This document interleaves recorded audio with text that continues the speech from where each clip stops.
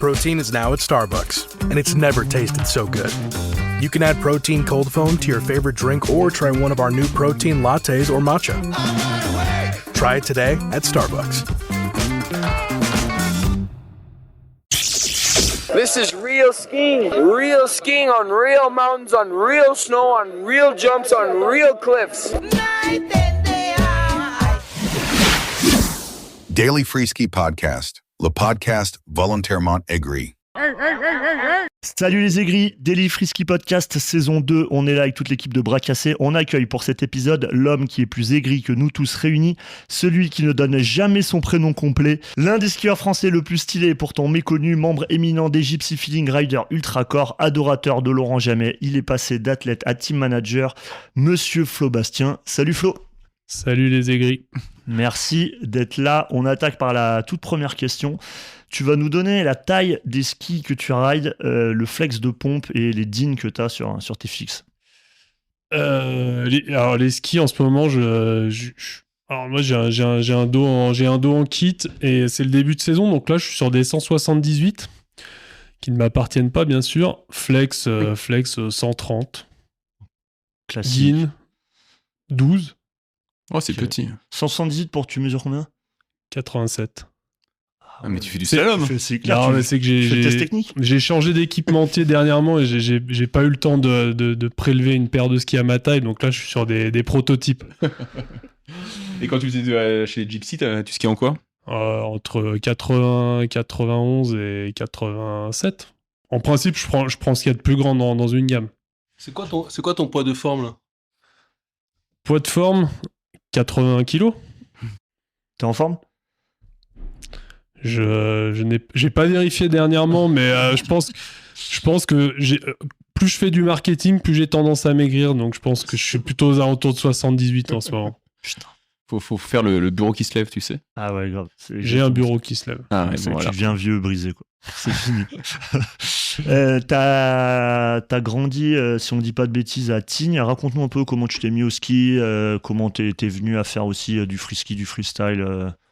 En fait, ouais, moi je viens de Tignes, donc j'habitais au pied d'une piste, au pied d'un télésiège, une petite piste débutante.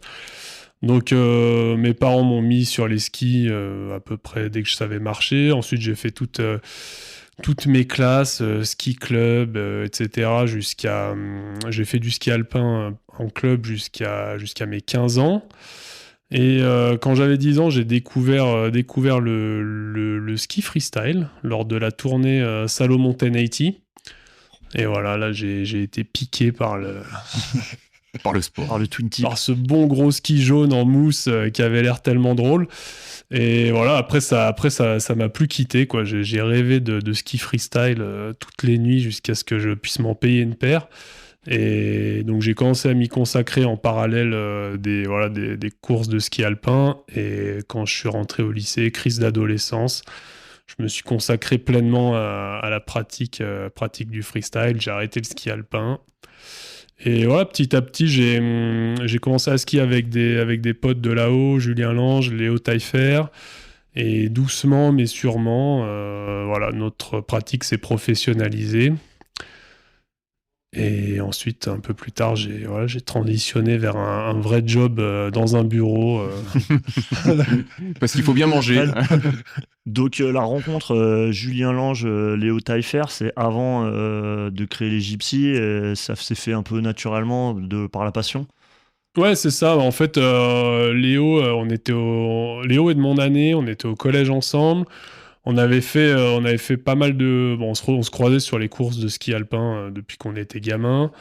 À l'époque, c'était quand même pas si commun d'être un adorateur du freestyle.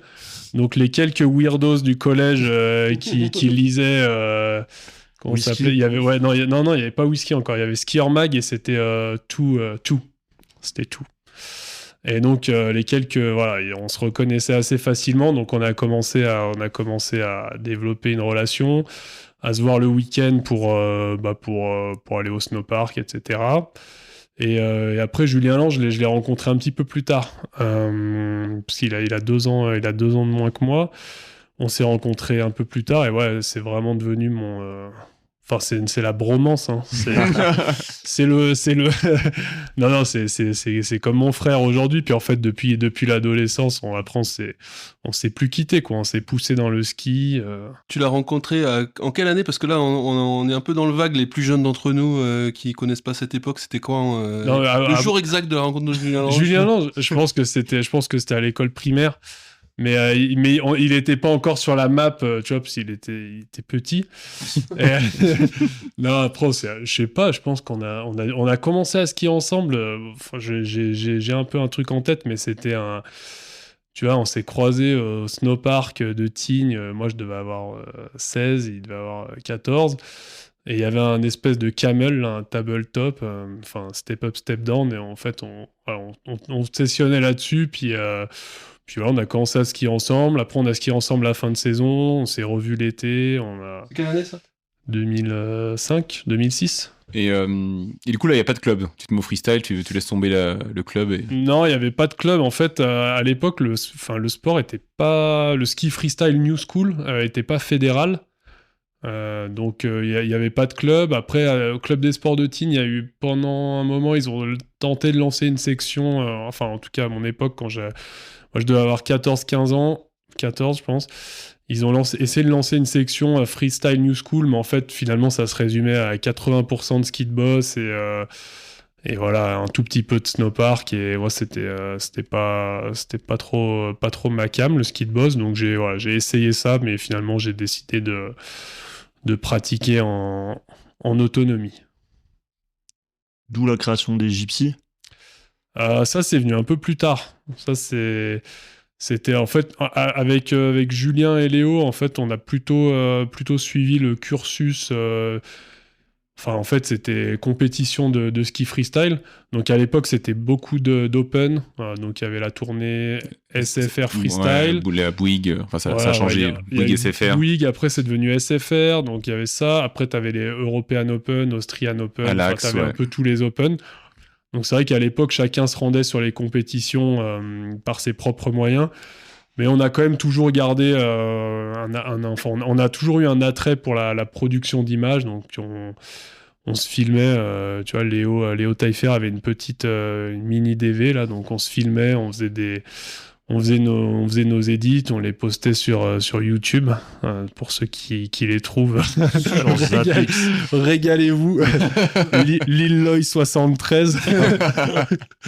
Et en fait, voilà, au fur et à mesure, donc on a essayé de professionnaliser notre ski d'abord via les compétitions, avec plus ou moins de succès. Julien a quand même réussi c'est Julien le seul pour moi qui a vraiment fait de la compète pas au niveau, mais qui a vraiment... Jus, en fait, lui, il a fait les X-Games 2 fois, X-Games Europe, et il a été... il a même tenté sa chance pour une qualif US. Non, au JO même, en 2000, pour les JO 2014. Et non, moi j'ai fait quelques coups d'éclat, mais bon, rien de bien fou, quoi. Et non, après moi j'ai laissé tomber les compètes un peu plus tôt, genre en 2010, et Léo avait déjà laissé tomber avant ça. Et en fait, Gypsy Feeling, c'était quelque chose qui avait été lancé par Yann Barthélémy, Jérémy Féburier, Léo Taillefer et les frères Dicara, si je me trompe pas, de Val d'Isère. Et en fait, au début, c'était pas du tout un crew de skieurs, c'était plutôt ski, snowboard, une bande de potes qui faisaient des vidéos de ski, de snow, de skate. Il y a même un Pimp My Pizza qui traîne sur vidéo, qui fait partie des pépites du web. Et on a commencé par nous en marge des compétitions, on retrouvait le crew Gypsy Feeling pour filmer de temps en temps.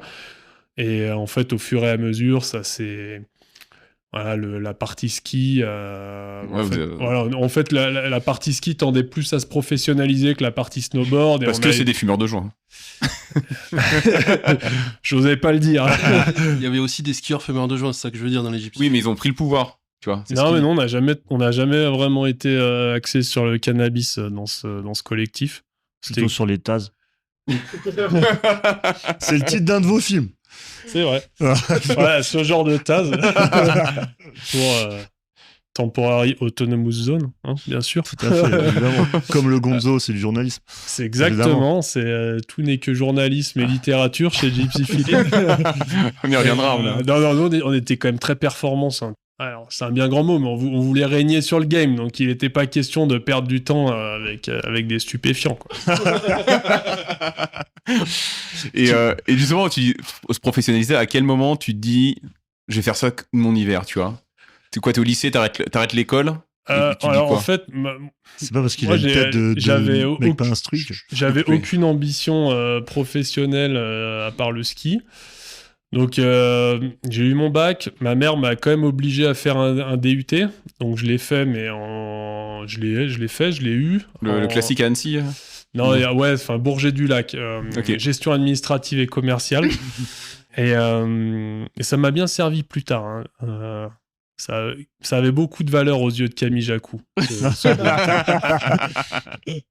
Camille Jacou, Black Rose, fondateur. Voilà, et donc j'ai fait ça en séchant quand même pas mal de cours, en allant skier un maximum. Et en fait, après, j'ai découvert qu'à 50 mètres de l'IUT, il y avait ce qui s'appelait le CESNI à l'époque, où il y avait une section, il y avait une licence en fait sport-études où tu étais libre tout l'hiver. Ouais.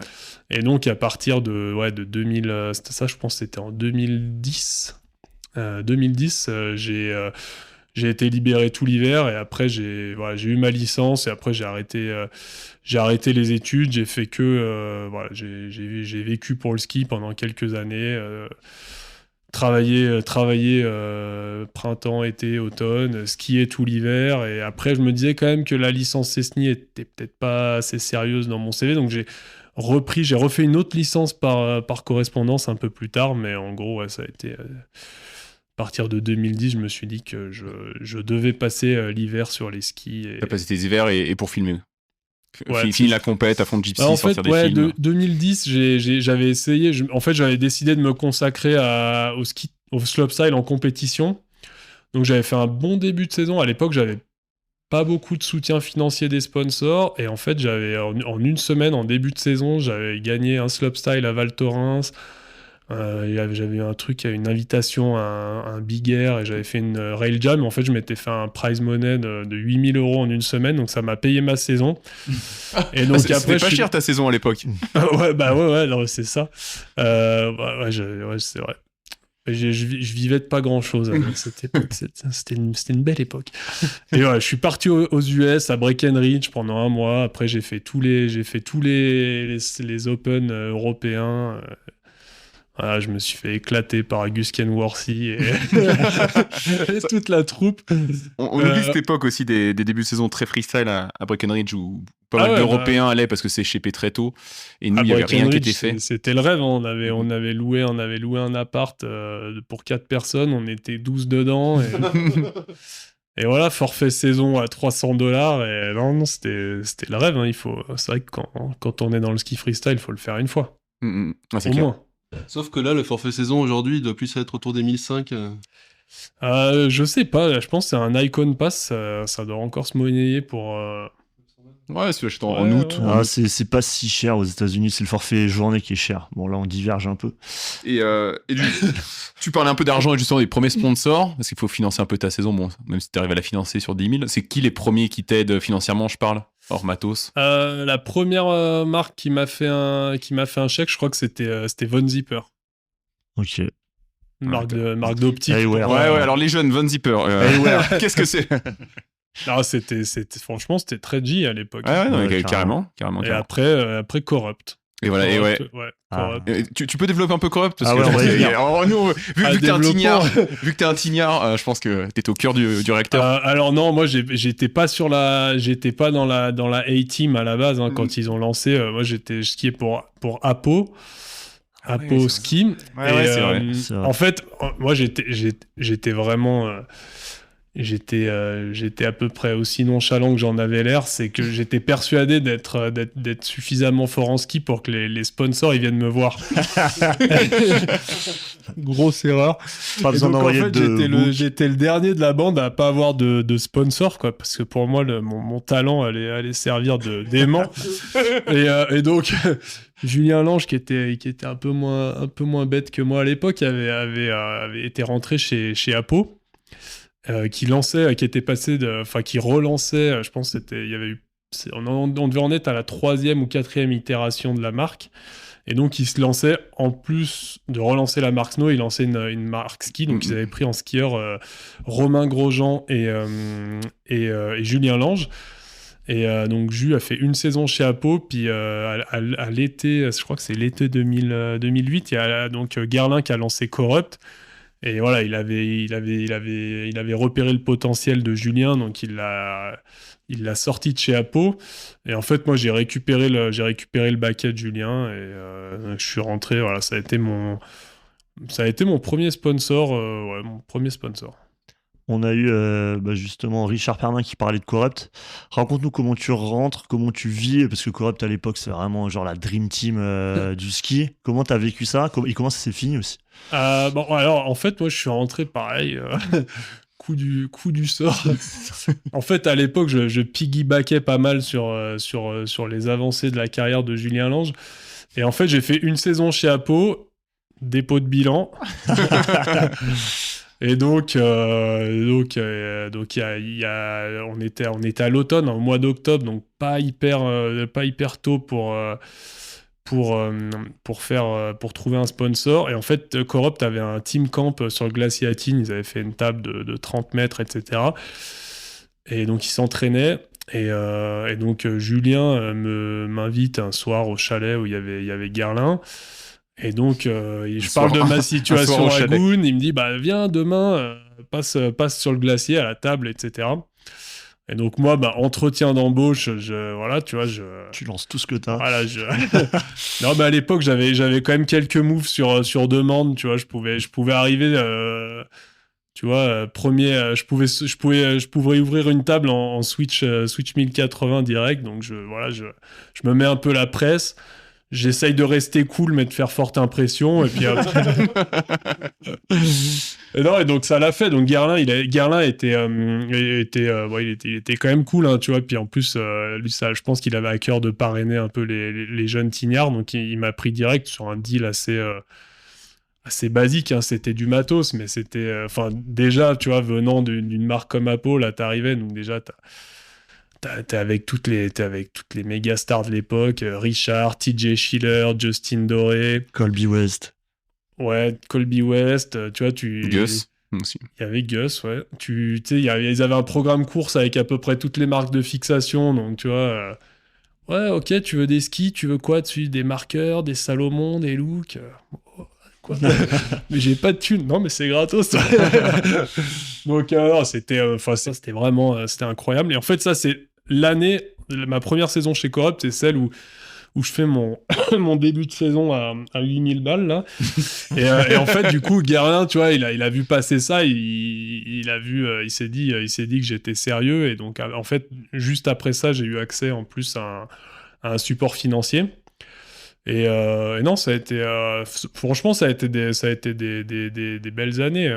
Tu vois, ça s'est mal fini. Mais on a eu des belles années. Déjà, l'opportunité de côtoyer des skieurs d'un calibre international. Et puis, tu vois, des summer camps, tu vois, une semaine Corrupt où tu vois, tu fais du ski tous les matins sur une belle table qui est préparée pour toi, des activités l'après-midi. Enfin, en fait, c'est les vacances. Tu rêves à rien de plus quand t'as cet âge et que t'es passionné de ski. Donc, c'était une super expérience. Et puis ça s'est fini. Moi, c'était saison 2012. Donc j'avais une saison 2011 un petit peu compliquée parce que j'avais une épaule qui était complètement flinguée. Donc j'ai fait une saison où j'ai luxé 20 fois. Et donc je me suis fait opérer en fin de saison. Je m'étais hyper bien préparé tout l'été parce que j'avais envie de faire une très très bonne saison 2011-2012. Donc là on a fait avec Gypsy Feeling, on a filmé Taz. Donc moi c'était vraiment la première vidéo part où voilà, j'étais full dedication, j'ai tout donné pour sortir le meilleur segment possible. On a fait un film, je pense, qui à l'époque qui était quand même vraiment chouette, qui a été primé à l'IF3. catégorie amateur bien sûr, mais vous gagnez le best amateur amateur. et best cinématographie, mais on en reviendra après. Et en plus Yann Barthélémy n'avait pas craché sur l'industrie dans ce film, donc on a su s'attirer les faveurs du jury et des sponsors. Et en fait là voilà, en fin de saison il commençait à se murmurer que Corrupt déposait le bilan, et puis en fait ils nous ont un peu fait tenue dans l'attente tout l'été, à pas vraiment nous dire si ça le faisait pas. Et on était quand même un petit peu naïfs, en tout cas moi je l'étais à l'époque. Et voilà, tout ça pour apprendre début septembre que Corrupt c'est fini. Voilà, et donc ils nous avaient pas payé peu, donc en plus ils te laissent un chrome indélébile, et donc là tu dois chercher un sponsor le 10 septembre pour le 1er novembre, et c'était un petit peu Toi, tu l'avais pas vu venir, parce que Richard, il nous dit, moi, je l'ai senti, j'ai mis une lettre d'avocat direct, j'ai été payé, et... En fait, Richard, il est parti avant. Je pense qu'au mois de janvier, il a fait le move chez Atomic. Et il a fait son... Non, mais je pense qu'il était même parti une année avant. Ouais, je pense qu'il est parti avant. C'est ça, quand même, continué. Ouais, non, il est parti une année avant, Richard, parce que je me souviens, en fait, il avait fait le move, il avait fait son move chez Atomic au mois de janvier. Et après, tu vois, on avait un summer camp l'été, et il était plus là, Richard. Et par contre, ils avaient pris JF Fool et Kevin Roland. Ah, c'est ça, mais il y avait pas mal de Français. Et d'ailleurs, il y a des vidéos YouTube du Summer Camp, c'est assez drôle, tu vois tous les mecs qui tricks de ouf, et puis t'as Garlin qui arrive et qui fait des gros backflips de freerider sans style, c'est assez marrant, il voulait être dans la part de la vidéo, quoi, tu sentais. Ouais, alors en fait, après, je sais pas si c'est une légende ou pas, mais Garlin, à l'époque, il préparait une vidéo part, il voulait filmer une vidéo, c'est ce qu'on m'a dit. Ouais, on adore les insights comme ça. Je vais pas donner ma source, mais non, il préparait une vidéo part il voulait filmer avec Poor Boys, d'après ce que j'ai entendu, et en fait, à l'époque, il s'était mis en tête de faire un Switch 5 sur une barre de je sais pas combien. Donc en fait, l'été, tu vois, il était là, j'étais au GFS Camp l'été, donc c'était un summer camp pour les kids, et Guérin, il était hyper assidu, il montait, tu vois, 3 jours par semaine pendant tout l'été pour s'entraîner, et tu vois, il essayait d'avoir des moves new school. On n'a jamais vu la vidéo part. Mais non, il était dessus, quoi. Ça s'est pas fait, le Poor Boys. Avant de venir sur les Gypsies, tu disais que t'étais pas très compète, mais quand même, tu sors un podium qui marque en 2015 aux Arcs avec le Red Bull Line Catcher. Vas-y, raconte-nous ça et... Cette compète un peu légendaire, quoi. Ouais, alors franchement, c'est vrai que je m'identifiais pas vraiment comme un skieur de compète, mais j'avais quand même envie de participer à ce truc, parce que j'avais la sensation en fait que j'avais pas un répertoire de tricks trop conséquent, mais j'avais quand même mes quelques moves signature on-lock que je pouvais faire vraiment sur demande. Et du coup, je me disais que ce serait bien adapté à ce format. Et du coup, j'avais attaqué à poncer Julien Régnier pour participer. Et au début, il était un peu réfractaire. Il voulait pas trop m'inviter. Il disait qu'il y avait trop de Français, etc. J'étais déjà chez Black Rose. Et là, j'étais au Japon. Et on filmait avec Gypsy Feeling. Et un coup, il m'envoie un message. Il me dit... Ouais, bah c'est bon, il y a un spot pour le line catcher. Faut me confirmer tout de suite, et faut être là, genre, demain, quoi. Et moi, j'ai dit, bon, bah ok, d'accord, je suis là demain. Donc, j'étais à Kuba, j'ai pris le train, je suis rentré à Tokyo, j'ai sauté dans un avion, je suis arrivé à Genève. Éclaté. Je suis arrivé à 14h à Genève, à 17h, j'étais aux Arcs. À 18h, j'étais au Riders Meeting. À 7h du mat, j'étais en haut de la face. Et à midi, j'étais sur le podium. Putain, c'est beau, ça. À midi, j'étais sur le podium. Et ouais, c'était en fait le format, il était un peu... Donc déjà, c'était une année, il y avait pas de neige. C'était hyper sharky. Donc franchement, tu tombais, tu te découpais. Donc ça, je pense que ça jouait quand même un petit peu en faveur d'un catalogue de tricks... on-lock. et ouais, en fait, après, il y avait une phase de poule, et après, c'était des face-à-face. Et en fait, moi, je suis dans une phase de poule où je sors premier de ma poule et après, genre, je pense que je suis en face à face contre Parker White, tu vois. Donc bon, tu vois, tu te dis, bon, bah j'y vais pour le principe, quoi, tu vois. Et en fait, Parker White, qui est quand même, je pense, l'essence même du sport, tu vois, le mec le plus... Enfin, ouais, c'est vraiment, pour moi, c'est le mec, c'est l'incarnation de l'esprit frisky, tu vois. Lui, il y est allé en mode... il est allé en mode Parker White, quoi. P. White, il a chargé, je sais plus ce qu'il a tenté. Il y avait un kick vraiment foireux au milieu de la face. Genre, tout le monde faisait des sauts droits dessus et tout. Lui, il est arrivé, il a envoyé une grande merguez, il s'est écrasé tout en bas. Et moi, moi, c'était quoi en fait, on voyait pas les runs. Et moi, je fais mon run, tu vois, j'arrive en bas, je me dis bon, bah, tu vois, c'est... La fumée. C'est foutu, quoi. Et là... ouais, bon, qualifié, advance to next round, Flo Bastien, j'étais là. Ok. Et puis voilà, ça s'est fait comme ça. Et après, voilà, je sais plus vraiment comment était le format, mais après, c'était une finale à 4, un truc comme ça.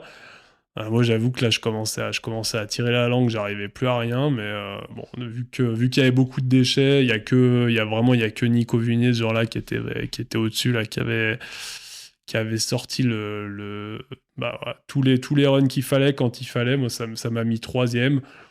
C'était pas le podium le plus glorieux de l'histoire du frisky. Ouais, de l'histoire du frisky, mais bon, tu vois.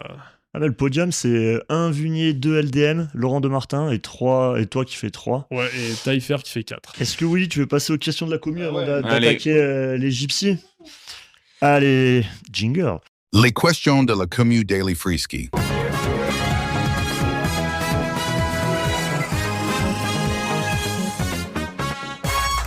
Vas-y, tu lances.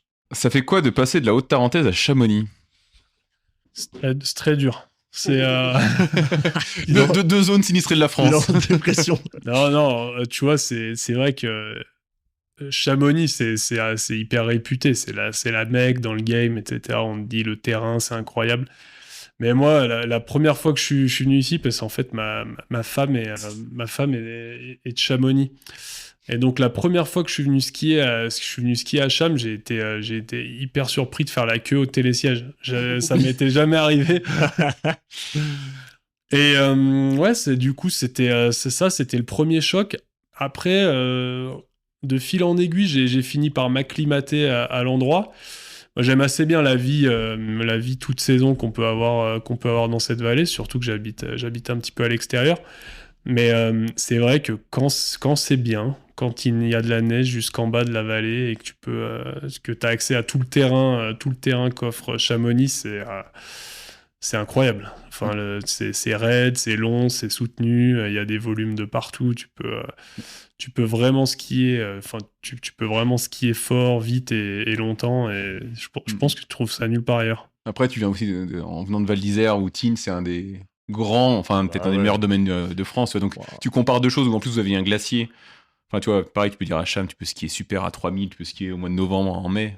Après, en comparaison, tu viens d'un truc qui est déjà top, quoi. Ah ouais, non, mais c'est clair. Nous, on est hyper gâtés, hein, quand tu viens de Tignes, Val d'Isère. Enfin, tu vois, petite anecdote, mais avec les gypsies, en fait, on se bousillait le cerveau aux productions de snowboard, absinthe, etc.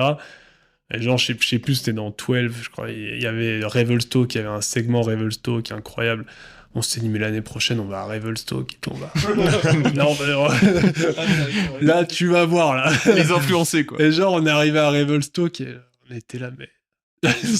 c'est pas si bien que ça. C'est de la merde. C'est claqué. Tu vois, genre... On va en faire un mug. Revelstoke, c'est claqué. Donc, ouais, non, c'était...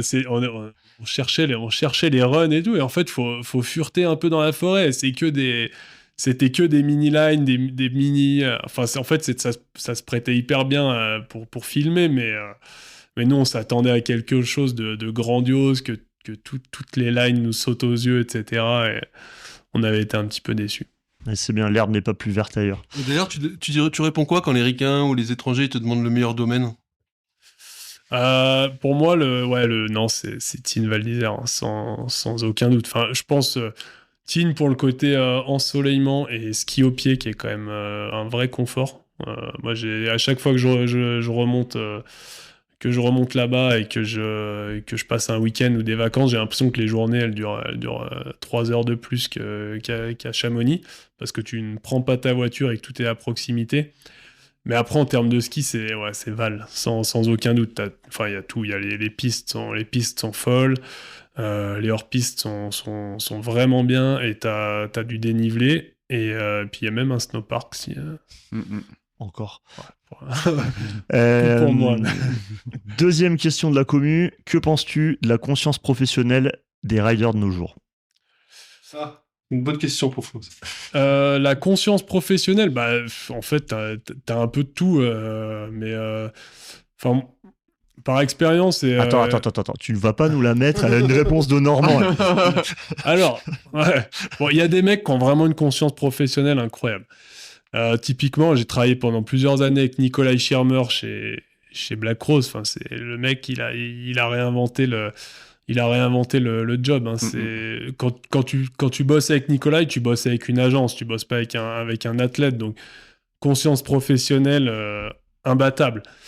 Après, tu vois, ça dépend. Si on parle les noms d'ailleurs après. Si on parle de vidéo du spectre. Si on parle de vidéopart, c'est un truc qui existe plus. Tu vois, aujourd'hui, on est quand même plus dans un slow skiing, quoi. Les mecs, ils font c'est plus quand même du contenu réseaux sociaux, du vlogging. Tu vois, vous avez fait un article là-dessus il y a pas longtemps, très aigri, que j'ai adoré, mais avant, tu vois, tu filmais une line, peu importe que ça t'ait pris 3 jours pour arriver en haut ou que t'aies eu la chance d'y aller en hélico, voilà, ta line, elle finissait dans ta vidéopart si t'avais bien skié, et sinon elle partait à la corbeille. Aujourd'hui, tu vois, la moindre sortie ski, qu'elle soit bonne ou mauvaise, il y a la préparation, il y a la montée, il y a le pique-nique, tu vois, il y a le placement de produits, il y a le ski, qu'il soit bon ou mauvais, etc. Et ça fait une vidéo YouTube de 40 minutes. Et alors ça, c'est pour moi, c'est pas vraiment un problème de conscience professionnelle, mais faut arrêter, quoi. Je ne suis pas consommateur de ce genre de contenu. Non, mais c'était aussi le but de notre article, c'est que les gens aujourd'hui créent du contenu avec rien. Ah, mais à un moment, faut pas le faire, tu vois. Genre, t'as pris le contre-exemple de Nikolai Schirmer, qui lui, je crois que là, il sort une vidéo toutes les semaines jusqu'à Noël. Enfin, c'est un truc hallucinant où à chaque fois, c'est du contenu, de la qualité. Ouais, okay. C'est la folie. Je sais même pas comment il fait ça. Et à l'autre bout du spectre, t'as les mecs où ils font 20 minutes, comme tu dis, d'aller faire une rando en bas de chez eux, quoi. Et ils parlent sur le parking, comme tu dis. Enfin, faut arrêter ça. Le fond de l'article, c'est dire on en a ras le cul du bullshit, et quand c'est qu'on reskie pour de vrai et qu'on met des vraies vidéos par de ski. Et trier vos rushs, ouais, comme tu disais, trier vos rushs, quoi. On peut plus, quoi. Non, au centre, tu nous as cité le 10 sur 10 Nikolai Schirmer. C'est qui le 0 ou le 1 sur 10 là? T'en as plein, je le sais.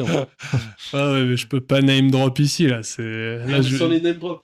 Sans les name drop, à quoi ça ressemble un 0, quoi? Sans les name drop, les initiales et la marque. Non, en fait, je pense que là aujourd'hui, il y a un petit peu un choc des générations, parce que du coup, en fait, le contenu a évolué, et en fait, mine de rien, nous on n'aime pas ça, parce qu'on est quand même une target hyper core.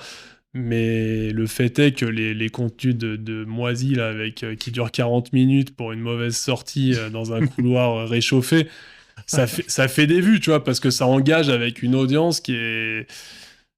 C'est pas moi, c'est pas vous, c'est personne que je connais, mais ça engage, tu vois. Mais ça fait du bon. Et du coup, en fait, les marques, mine de rien, tu vois, dans les marques, il y a quelques survivants, tu vois, comme nous, qui ont connu le Golden Era, mais en fait, pour le marketing manager qui sort de son école de commerce, lui, il regarde combien ça lui a coûté, combien de temps, par combien de personnes ça a été vu et où sont ses skis dedans, et que ce soit bon ou mauvais, il trouve ça génial.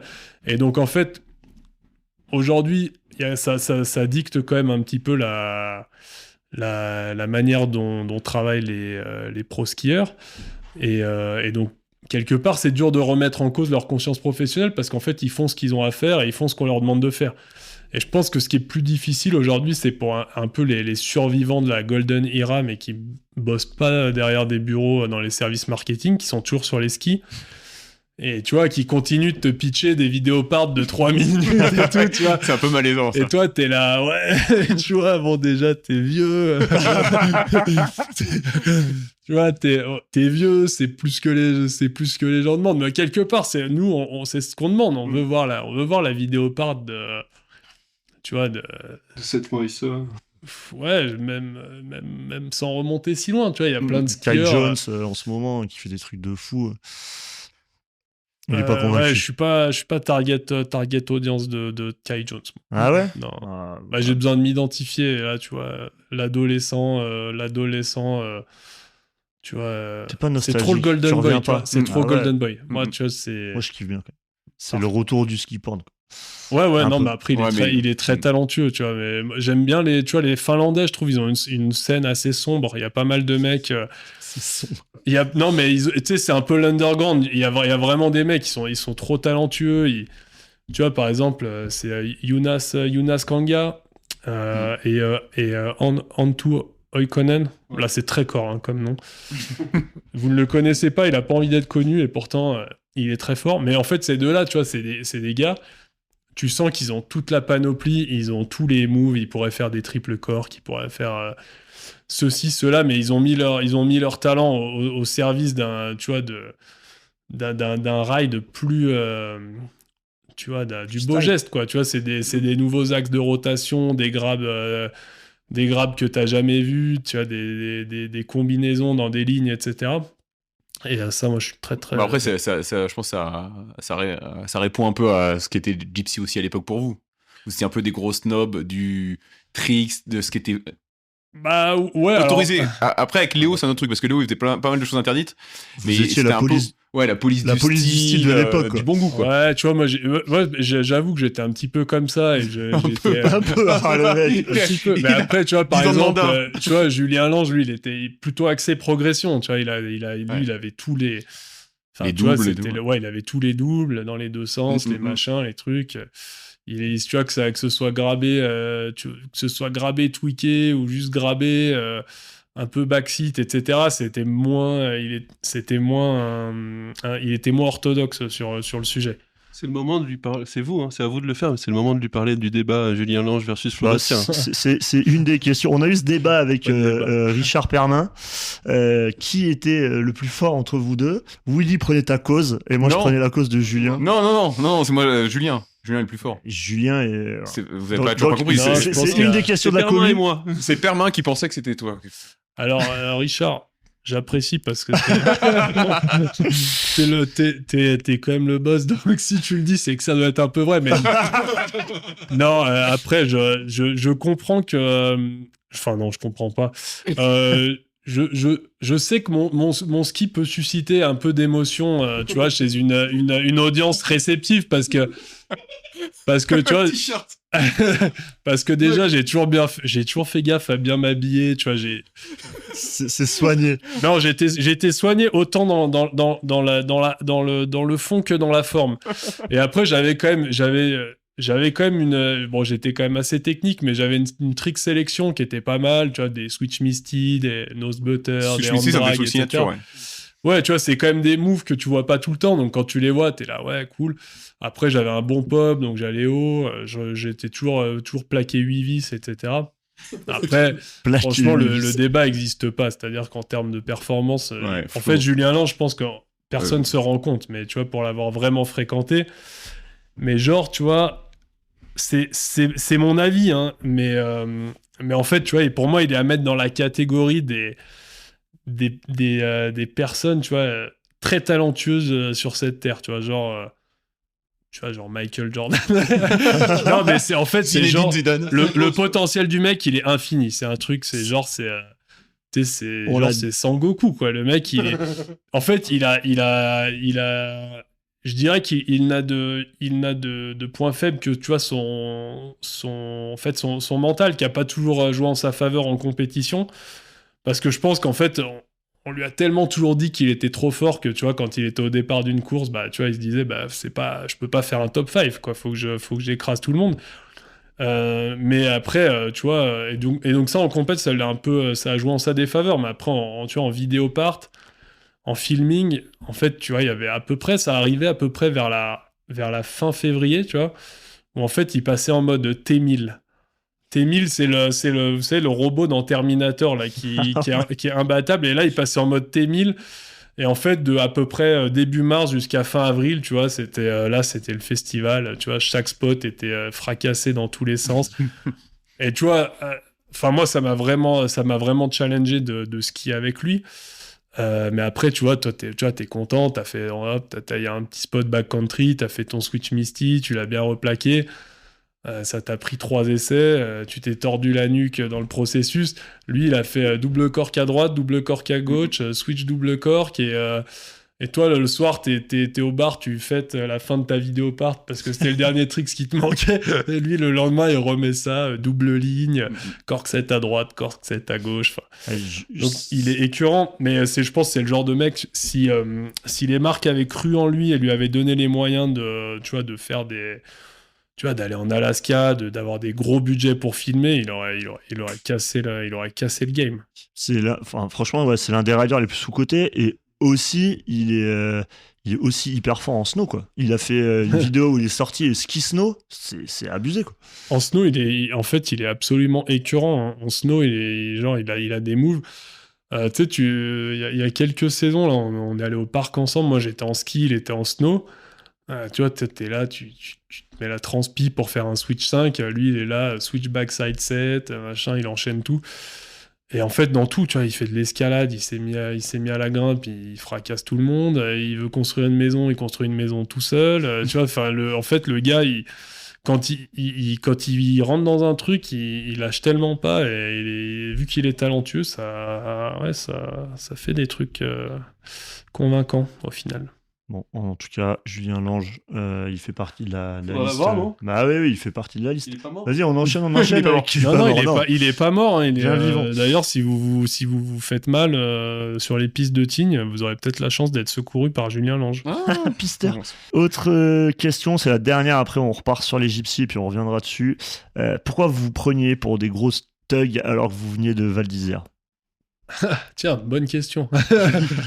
Non, mais parce que en fait, on est quand même assez tous dans l'équipe. On est fan on est fan. On écoute beaucoup de hip-hop, tu vois. Et donc forcément, tu vois, c'est quelque chose qui, surtout quand t'as cet âge, t'as tendance à, tu vois, ton développement, le développement de la personne que tu es n'est pas forcément complet. T'es pas toujours à l'aise avec ce que t'es, donc tu vois, tu peux avoir besoin de te cacher derrière un collectif, derrière un personnage, et tu vois le côté tu vois crew puissant qui fait un impact dans le hip-hop, tu vois, le Wu-Tang, le Bootcamp Clique, etc. C'est, j'allais dire non, comment ça s'appelle les gars là qui faisaient les concerts au Pop Plage, Maître Gims, c'est tout là. Section d'assaut. Ah ouais, section. d'accord. Non, c'était eux. Non, j'avais nous, pas on d'exhibit, n'était mais pas eux. Mais du coup, tu vois, je pense qu'on trouvait ça cool et on s'identifiait un peu à ça. Vu qu'on admirait ces groupes, on a apporté un peu de ça dans notre image médiatique. Après, on avait quand même des mecs assez sensibles, tu vois, comme Yann, tu vois, qui avait besoin que tout ce qu'il fait ait un sens, quoi. Alors Yann, c'est souvent Yann Barthélemy, c'est le vidéaste créateur, celui qui faisait le montage, le filming de toutes vos vidéos. Du coup, Gypsy, c'est parti. Comment ça se passe ? Qu'est-ce qu'il lance ? Le premier film, Sarek, en 2009. Comment tu... Sarek avec un S. Hein. Avec un S, Sarek, la bonne faute. En fait, alors qu'est-ce qui a vraiment lancé ? Nous, moi, j'étais pas vraiment dans le projet dès le départ. C'était plutôt on va dire, c'était plutôt le Gypsy Feeling originel à ce moment-là. C'était Yann, Léo, Jérémy et tu vois quelques snowboarders de là-haut, en fait, qui avaient décidé de faire un film et en fait on a joint quelques journées de tournage avec Julien. On a fini dans le film, mais nous en fait à cette époque on shootait avec Julien Rodrigue qui avait il avait fait des films. On l'appelait MacDog. Invert Film. Tu vois, lui, il avait fait 2 projets back-to-back. Je me souviens plus des noms, mais lui, tu vois, il faisait vraiment des films de ski, tu vois, classiques, assez. Il se positionnait un peu comme concurrent de PVS et il était vraiment très très habile à la prod. Donc tu vois, tout était sur travelling, etc. C'était hyper qualitatif. Et en fait, à cette époque-là, avec Julien Lange, Thomas Théberge et Pierre-Antoine Chaudal, on filmait avec lui. Et on a, voilà, en side project, on avait Gypsy Feeling. Et puis voilà, tu vois, à l'automne, Sarek est sorti avec un S. Il se désengage de Sarek. Il assume non, pas. mais tu vois, tu dois faire tu dois porter une faute d'orthographe comme ça. Ah ouais. Ce qui est marrant, donc ça sort à l'automne, je m'en rappelle, c'était pas projeté au Hi-Fi parce que vraiment Sarek c'est de la mini DV. Bah si, parce que je me rappelle, vous aviez fait une projection dans un bar. Ouais, c'était au Pop Plage. Ouais, mais c'était en parallèle du Hi-Fi à l'époque. En fait, non, c'était l'IF3, c'était l'IF3, pardon. Ouais, c'était c'est l'IF3 ça. à l'époque.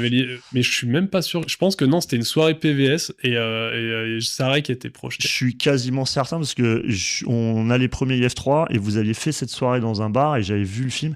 Je m'étais dit, mais c'est de la grosse merde. mais en fait, il y avait une énergie de ouf et en fait, ça a lancé le projet. Ouais. Non, mais c'est ça. Il y avait une énergie. C'était vraiment collectif. Enfin, tu sais, je sais plus si c'est dans ce film, il y a même la fin, la part de fin. Je passe dans celui-là où, tu sais, c'est la poursuite, la poursuite infernale. Tu sais, genre où il y a Léo et Yann qui se poursuivent dans la vallée perdue, là. Ah, bah, c'est soit ça, soit dans Feelings derrière. Ouais, il est atroce. C'est les deux. Segment.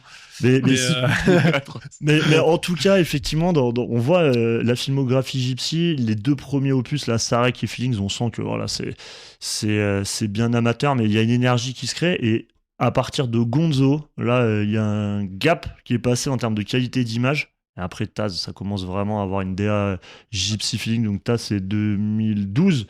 Et là, on sent que vous en faites un vrai projet pro, quoi, entre guillemets presque. Ouais, en fait, c'était déjà pour Gonzo, tu vois, on avait un petit peu un schisme qui s'était opéré, tu vois, entre ski et snowboard, parce qu'en fait, on poussait quand même vraiment plus le côté professionnalisation, tu vois, entre skieurs. Et les snowboarders de Gypsy Feeling étaient plutôt, tu vois, des snowboarders récréatifs qui faisaient ça pour... Non, mais tu vois, ça leur faisait plaisir de... Tu vois, ils se filmaient et tout, ils se filmaient, mais ils avaient... Enfin, nous, tu vois, on avait vraiment envie de partir en guerre, quoi, et de faire un truc. Donc, voilà, donc ça a été ça a été un moment douloureux, hein, pour eux, mais on s'est dit qu'on ferait un film ski. Et donc c'est Yann qui a réalisé. Et donc on s'est quand même pas mal dédié toute cette saison. C'était une très mauvaise saison, il n'y avait pas de neige. Yann s'est fait les croisés, donc il pouvait plus filmer à partir du milieu de saison. Moi j'avais une épaule en vrac. Julien était encore pas mal sur les compétitions, donc on a fait au mieux de ce qu'on pouvait. Finalement, on était assez contents. Après, on a découvert que Yann avait décidé de sulfater. Il avait fait une petite voix off. Tu vois, c'était quoi? Anticapitaliste. Ouais, c'était réac anticapitaliste. Donc voilà, c'était la petite surprise. C'est marrant de revenir là-dessus parce que effectivement, déjà il y avait Marcus Eder dans ce film, donc ouais, c'est ouf d'aller chercher un rider de ce niveau-là. Et puis effectivement, Gonzo, ça commence. Je suis à l'IF3 parce qu'il est diffusé à l'IF3 ou Hi-Fi, je sais pas comment ça s'appelait à cette époque-là, c'était 2011. Et effectivement, ça commence avec ce discours anticapitaliste de fou. Et vous êtes tous avec les gros talty line, full tit, et on fait un article de blog où on vous démonte. Et apparemment, vous aviez pas apprécié du tout. Non, en fait, ça avait commencé plus tôt. Bah ouais, après, franchement, on l'avait pas volé. Mais ça, c'est un peu c'est un peu la contradiction de quand t'essayes d'être autre chose qu'un skieur, quoi. Donc nous, en fait, Yann a toujours voulu un peu qu'il y a un côté, une narration dans ses films, etc. Alors que ce soit juste ou pas, mais il essayait quand même toujours d'aller au-delà du ski porn. Donc là, il avait amené ce côté, tu vois, essorage du noble art qu'est le ski par les marques. Moi, je pense que, tu vois, il était loin de se douter que ça allait faire autant des mules. Que 20 ans plus tard, ce serait les marques d'Outdoor qui aient pris possession du game. Mais, tu vois, c'était... Enfin, lui, voilà, il avait envie de revendiquer ça. Le fait est qu'il l'a quand même fait, hein, il l'a édité un peu pendant sa rééducation dans son coin, tu vois. Non, tu vois, il l'a fait dans son coin sans trop nous consulter, même sans nous consulter avec son frère. Et tu vois, quand ils nous ont montré le film, on était là. C'est quand même chaud. Hein. Est-ce que bon, finalement, on n'a pas eu trop de bad buzz. Enfin, nos sponsors, moi, j'ai pas eu de remarques. Alors après, ça a peut-être joué dans les négociations pour le sponsoring du futur projet qui était Taz. Mais en tout cas, pas eu trop de bad buzz, à part vous qui vous nous avez déboîté, hein, et on le méritait bien. Hein. The world moves fast. Your workday, even faster. Pitching products, drafting reports, analyzing data. Microsoft 365 Copilot is your AI assistant for work. Built into Word, Excel, PowerPoint, and other Microsoft 365 apps you use. Helping you quickly write, analyze, create, and summarize. So you can cut through clutter and clear a path to your best work. Learn more at Microsoft.com/M365Copilot. Ah, mais c'était trop tentant. Et d'ailleurs, Taz qui sort derrière, et Taz, on en parlait, il gagne à l'IF3 à Montréal, hein, le meilleur film amateur, meilleure cinématographie. Là, on a vraiment la DA qui se met en place. Première apparition du logo, un peu genre secte du soleil. Là. et après, il y a Moonshine aussi. Moi je crois qu'on avait fait aussi un article là. Là, on avait dit, bon... C'est plus... On arrête de... Ouais, là on a dit ok, respect, vous êtes plus des petits cons. Non, déjà, bravo. Moonshine, déjà Taz, alors là, on s'est saigné. Hein. Tout l'hiver, on s'est mis... Enfin, moi, alors Léo avait eu un problème, il s'était pété la jambe, mais du coup, on a fait un peu un espèce de commando à 3 avec Julien Lange et Pierre-Antoine Chedal. Et là, on s'est mis un hiver, tu vois, en fait, je pense que de début décembre jusqu'à fin avril, on était tous les jours sur le terrain, shaper, rider.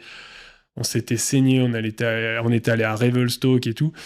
Et ouais, je trouve que le niveau, tu vois, par rapport à ce qu'on disait tout à l'heure, tu vois, le vlogging d'aujourd'hui où chaque image, t'as 5 minutes d'intro, 5 minutes d'outro. Là, tu vois, c'est que des tricks. Tu vois, tout est passé... Enfin, ça passe hyper vite. C'est vraiment du pur ski porn. Et je pense que c'est en termes de performance. Enfin, moi, j'ai pas le souvenir d'avoir mieux skié que cette année-là. Ah ouais, t'étais à ton prime cette année-là. Prime total. Enfin, prime en tout cas en freestyle pur, ouais, prime. Tu vois, ouais, non, vraiment, c'était en plus pas de pépins physiques de toute l'année. Non, c'était une belle saison. Ce qui est marrant dans les Gypsy, les premiers films, c'est qu'en fait, il n'y avait pas de vidéo par athlète. Et du coup, si tu connais pas les athlètes, t'es un peu paumé. Mais je pense que c'était revendiquer le côté crew, quoi. Ouais, bah c'est ça, c'est revendiquer le côté crew. C'est aussi un peu pour les puristes, pour les gars qui suivent. Et genre, même aujourd'hui, tu vois, tu vois, il y a ce crew d'Américains là qui font du snowboard. Je sais plus comment ils s'appellent. C'est quoi? C'est Reed Smith, etc. Genre eux, pareil, ils font des Californiens.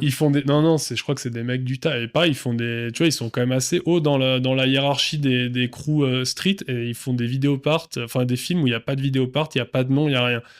C'est pour les gars qui savent. Les gars qui savent que lui, il est habillé comme ça, qu'il a ce style, ça, etc. Tu vois, là, du coup, j'ai regardé Moonshine. Bon, Moonshine, vous mettez quand même les noms, mais j'ai un peu regardé en travers. Moonshine, il y a des vidéoparts. Ouais, il y a des vidéoparts, mais il y a des fins, ouais. Et... Après, il y a eu en fait, tu sais, c'est comme les groupes de musique. Après, tu vois, ça part. Alors, nous, on n'est pas partis sur des singles, des projets solo direct, mais il commençait à y avoir un petit peu d'ego, tu vois. Chacun voulait avoir son nom, sa vidéopart, son truc. Mais du coup, dans les vidéos, moi, je regardais et j'étais là, putain, alors, il y a des fois où je savais pas où c'était toi ou Julien Lange dans les tricks, parce que forcément, je sais pas quel pantalon tu portais. J'espère que tu m'as pas confondu avec Léo, quand même. non, t'inquiète pas. Justement, Léo, je pense que c'est une force. C'est Léo, il était reconnaissable. Il a un style assez... Mais c'est ce qui a fait la beauté, je trouve, à la fin des Gypsy, c'est que Léo avait un style que personne n'avait au monde. Ah bah ouais. Très schlag, mais à la fois très technique. Et il y avait toi qui était vachement style en BC, Julien Lange, lui qui avait les tricks quand même. En termes tech, il y avait rien à... PA qui mettait 2-3 petits 3-6 quand même assez style. Enfin, Ça qui était bien dans la fin des Gypsy.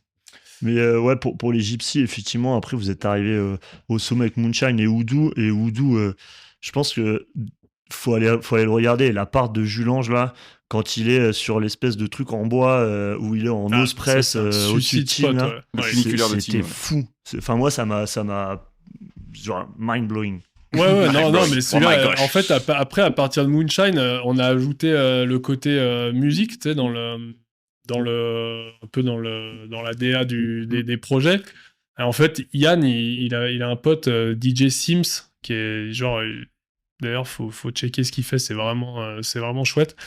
Et en fait, lui, il a commencé à faire des BO dimensionnés pour le projet. Donc, en fait, Yann, il faisait une première passe d'éditing, etc. Et après, lui, Sims, il faisait un mix sur les images pour que ça colle, que ce soit vraiment, tu vois, ça passait du sample à un morceau, etc. Donc, c'était...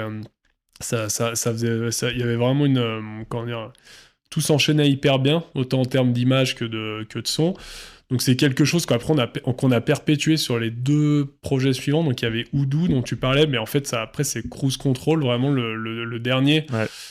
Je pense que c'est peut-être le techniquement, tu vois, c'est le meilleur film Gypsy Feeling. Et en plus sur ce projet, on avait eu un deal avec un label. Donc en fait, la bande-son, elle était quasiment sur mesure, quoi. Il n'y avait aucun son que tu avais entendu. Enfin, franchement, moi, j'avais jamais entendu aucun des sons qui a été utilisé. Et aucun son qui avait surtout été utilisé par des boîtes de prod, tu vois, de sport alternatif. C'est marrant, j'en parlais avec Yann justement, et pour conclure sur les Gypsy, dernier film Cruise Control, lui, pareil, il était plutôt convaincu du film. Et moi, je trouvais... qu'on avait perdu dans ce film un peu l'esprit des Gypsy, l'esprit team, l'esprit ça faisait et pour moi je l'avais vu et j'avais fait ok mais genre sans plus quoi. Et il était choqué de ça parce que on retrouvait plus mais en vrai on retrouvait plus le côté. Il était choqué. là il y a la semaine dernière tu l'as demandé non? Je pense que c'était un peu l'accomplissement aussi de 5 ans de travail, d'évolution, de raffinement et je pense que t'avais moins ce côté un peu imparfait en fait qui plaisait aussi. Là, tu vois, je pense que le niveau de prod était en fait, c'est aussi une année où on avait un deuxième cadreur, Jérémy Féburier, qui, tu vois, lui amenait aussi une autre manière de filmer. Yann, lui, il filme tout à main levée, tout en, tu vois, c'est vraiment tout au grand angle, hyper près de l'action. Jay, il filme sur trépied, il fait des timelapses, il faisait beaucoup de choses que Yann faisait pas. Donc, en fait, même techniquement, la cinématographie, elle est franchement un ton au-dessus de ce qu'on avait fait dans Voodoo.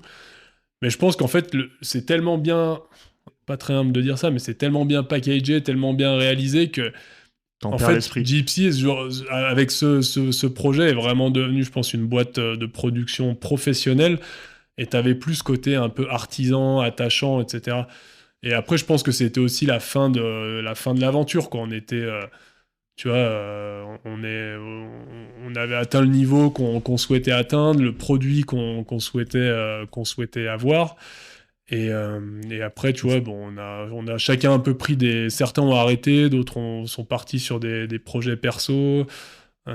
C'était la fin de l'aventure. Et tu vois, la voix off, c'est Jacques Brel. D'ailleurs, elle est assez cool, tu vois, mais en fait, ça signait un petit peu la fin de Gypsy. La fin de Gypsy, et en fait, c'était un peu une ode, tu vois, au fait d'essayer, tu vois, de consacrer son énergie à faire quelque chose. Ce qu'on a fait, en fait, pendant 7 ans avec Gypsy. Et voilà, là, c'était un peu on rendait hommage à ce qu'on avait fait. Et, quelque part, on passait le flambeau, quoi. En tout cas, allez voir la filmographie des Gypsy, c'est des films de 20 minutes, franchement, et Moonshine, Voodoo, Taz et Cruise Control, ça reste des films hyper forts. Et juste Voodoo, quand même, meilleur nominé dans le meilleur film. Non, mais c'était fou pour ça. Fait à chaque donc, fois, voilà. Son côté européen. Ouais, on repart sur les questions de la commu. Les questions de la commu Daily Frisky.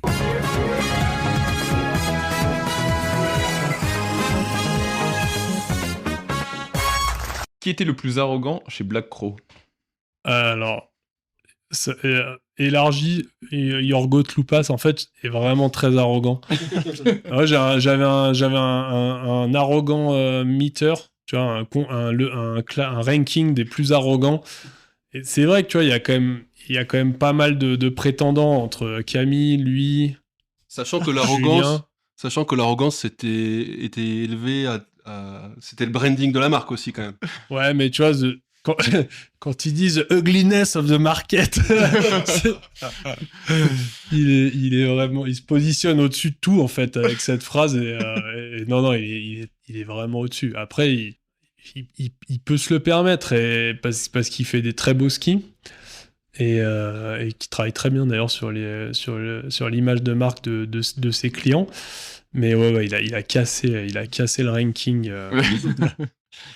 T'es le king du style, mais tu sais pas faire un backflip, tu nous expliques? Non, je sais pas faire le backflip, j'en ai fait une fois, c'était au Shreddit à La Plagne. Je suis arrivé très fort sur le step-up là, et j'avais pas de canne, là, j'étais tout mou, sur des skis tout mou. Et en fait, je me suis retrouvé la tête en bas, en l'air, dans le jour blanc, et je me suis dit, bon, bah, reste cool, j'ai tiré, j'ai atterri sur mes pieds dans la récep. Les gars qui savaient pas ont dit, yeah, cool. Et Pierre Guyot, lui qui savait, il m'a dit, belle imposture. Peux-tu nous expliquer la technique du coup du dragon? Je sais pas de quoi on parle. Je pense que ça doit être un tricks. On se posait la question. Des fois, on pose des questions de gens qui nous envoient, on sait pas ce qu'ils veulent dire, mais des fois ça. En fait, on se dit, il y a peut-être un truc à creuser, Ouais, des mais fois, si tu sais pas ce que c'est, Non, le coup on du sait pas dragon, si c'est un truc de on la porn, cuttera, si c'est un truc de porn, c'est pour ça. Je pense que c'est un truc de porn. Mais je consomme pas ce genre de contenu. Comme le vlogging à ski, 7 ans de film dans la même vallée, vous n'en avez pas marre de toujours faire les mêmes spots? On en a clairement marre. Mais il marche tellement bien. Non, mais je crois que c'est quand même... tu vois, finalement, tu vois les mêmes spots dans tous les films de ski et de snowboard depuis toujours. Alors là, c'est sûr que Tignes Val d'Isère, on connaît très bien la zone et on est capable d'être productif très rapidement quand les conditions se présentent. Moi personnellement je n'y vais plus, mais j'ai vu sur Instagram dernièrement que la nouvelle génération avait découvert la zone, ouais. La zone de Tomeuse. Alors tu vois qu'ils sont très feignants et qu'ils ne chèpent plus voilà, c'est fini les condors et autres albatros qui autrefois tu vois, faisaient le charme de l'endroit. Maintenant eux c'est juste des lips et ils raident ça naturel, mais ouais, non, ils ont bien cassé la zone aussi. Bah, c'est toi. Là, faut que tu nous parles d'un truc. Parle-nous de la rivière des lamentations du squat chez Canac. En fait, c'était à Revelstoke. Et c'était une journée tranquille. Et on s'est dit, bon, on va aller... on avait repéré, en fait, dans le South Bowl de Revelstoke, parce qu'en fait, il y a 2 bowls à Revelstoke et qui finalement sont... Si on descend plus bas que ces bowls, on se retrouve un petit peu loin des installations. Et on était dans le South Bowl et on avait repéré la veille, il y avait un bel arbre, un beau cèdre avec un panneau danger de mort, n'allez pas plus loin que ce signe. Et on s'était dit, on va shaper une courbe dessus, puis voilà, Chuch, il va faire un hand plant et ça fera une image cool, etc. Donc on a fait ça. Donc on était vraiment parti pour une petite mission demi-journée. Donc moi j'étais en sweatshirt quand même. Et donc on a fait notre truc, on est arrivé à la mi-journée, on a fait notre petite image, on est reparti. Et là en fait on était c'est des longs 4 tracks un peu plats pour rentrer vers le domaine. Et à un moment, on s'est dit, bah là, si on coupe là, dans ce goulet, on va forcément atterrir sur le prochain lacet du 4-track. Et donc, il y avait une trace, donc on l'a suivi, on a commencé à descendre, etc. Et tu vois, on descendait quand même depuis un petit moment. C'est pas bon. Et donc, on s'arrête, on se dit, bon, qu'est-ce qui se passe? On remonte, on aurait déjà dû croiser le 4-track. On dit, bah allez, on continue, donc on continue, puis... Moi, j'avançais, j'étais un peu dans mon run de forêt, on suivait un goulet, il y avait une petite rivière, etc. Et là, à un moment, tu vois, je m'arrête et, et j'attends 5 minutes, 10 minutes, un quart d'heure, pas de Chuch, pas de Yann derrière moi. Donc, J'attends encore un peu, j'essaye de les appeler, pas de réseau. Je me dis, bon, bah, les mecs, je pense qu'ils ont dû remonter, quoi. Ils sont rentrés. Et donc, je pars à l'aventure, je continue de suivre ma trace. Enfin, je me mets à la misère, je tombe dans la rivière. Plusieurs fois, tu vois, et j'arrive vraiment au bout de... J'arrive au bout du truc, là, il n'y a plus de neige, la rivière se transforme en chute d'eau. Donc là, je me dis, bon, donc faut que je remonte sur la crête, mais il n'y a plus vraiment de neige, donc je suis sur des feuilles, je glisse, je me fais arrêter par un arbre et tout. Je finis par avoir du réseau, j'appelle Chuch et Yann, qui, eux, étaient... finalement, ils étaient derrière, mais Yann, il était tellement... il galérait tellement avec son snow qu'ils avaient vraiment pris du retard. Donc je leur dis, bah, suivez mes traces et puis on se retrouve, quoi. Et donc moi je continue d'avancer, puis bon, au bout d'un moment j'arrive vraiment tout en bas de la vallée, et là je vois quelques arbres coupés, donc j'étais là, waouh, une trace de vie humaine, tu vois, genre, oh, alléluia, je vais pas mourir, tu vois. Et donc je suis un peu les coupes d'arbres jusqu'à une maison, là, je vois une maison dans la forêt, je me dis, ah, mais là, si je fracasse la vitre, je vais me mettre dedans, j'étais trempé. Il faisait nuit, et non, en fait, je toque, il y avait une petite vieille qui m'ouvre, elle m'accueille. Elle m'explique que voilà, l'année dernière, elle est passée dans le journal parce qu'il y a 40 personnes qui avaient fini là dans la saison. Et voilà, je l'ai aidé à installer Internet chez elle. Elle m'a fait des cookies. J'ai attendu 4 heures que Yann et Chuch arrivent. Je les avais prévenus que j'étais là. Et puis après, elle nous a ramenés au village, et on était loin de Revelstoke. On avait changé de commune. Et donc, c'est la rivière des lamentations, parce qu'en fait, Yann a passé la descente à se lamenter sur la vie. La célèbre de Revelstoke. Vas-y, on passe un peu à l'époque Black Crow. La main. Non, mais merci. Non, juste après, du coup, tu passes d'abord en tant qu'athlète avec Black Crow. Comment ça se passe? C'est Camille Jacou qui t'appelle? C'est Jurigné? Non, ça se passe pas comme ça. Non, en fait, ouais, Camille m'a appelé, il était vraiment à la recherche de nouvel athlète. Non, en fait, j'avais rencontré Pierre Guyot pendant ma licence au CESNI. Et l'année d'après, il a commencé à filmer un petit peu avec nous chez Gypsy Feeling. Et lui, c'était sa première année donc chez Black Crows, donc il avait les Nocta. C'est quelle année là? 2013. Il avait les Nocta, et j'étais quand même hyper intrigué par le ski. Je le trouvais très beau, très lourd, et il me plaisait bien. Et en fait, en fin de saison, j'ai rencontré Julien. Je le connaissais pas, enfin, je le connaissais de Julien Régnier. Des vidéos de ski. Voilà, Julien des vidéos de ski. Et donc, voilà, je lui ai demandé si... j'ai posé quelques questions sur Black Rose. Je lui ai demandé si ça pourrait être intéressant qu'on se parle pour que je rejoigne l'équipe. Et en fait, il était assez intéressé. Il m'a présenté Camille. Donc, j'ai rencontré Camille à Chamonix. Ça a pris quand même un petit moment parce que Camille avait un rythme de vie un petit peu décousu à l'époque. Et donc, ouais, après, en août 2013, ouais, je suis rentré chez Black Rose, et après, j'y ai passé 12 ans. Et après, au début athlète, et après maintenant team manager, marketing. Ouais, en fait, au début, j'étais athlète, et en fait, vu que Camille savait que j'avais fait un peu des études. Et un jour, je savais lire. C'était après ma première saison chez Black Rose. Moi, je lui avais déjà, parce que tu vois, l'été, plutôt que d'aller faire des jobs pas très cool pour payer sa future saison de ski, ou en tout cas une partie de la saison de ski, je lui avais proposé mes services pour, tu vois, du montage vidéo, enfin peu importe, même mettre des skis dans des cartons, c'était toujours plus cool que de faire des joints calico sur un chantier. Et donc un automne, il m'appelle, il me dit, ouais, Flo, t'as fait des études? Ouais, tu pourrais organiser notre sales meeting. Ouais, t'as très bien l'imitation de voix. Je dis, bah ouais, pas de problème, c'est quand? Ouais, c'est dans 2 semaines.